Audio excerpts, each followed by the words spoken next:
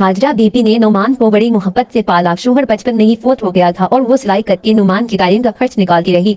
नुमान पढ़ लिख कर शहर चला गया, नौकरी लगी, गाड़ी आई, बंगला आया और फिर एक दिन शादी कर ली निम्रा से, जो एक अमीर घराने से थी। शादी के बाद नुमान ने माँ को शहर बुला लिया, लेकिन निम्रा को माँ का गांव वाला अंदाज, पुराने कपड़े, सादा बोलचाल कुछ भी पसंद न आया।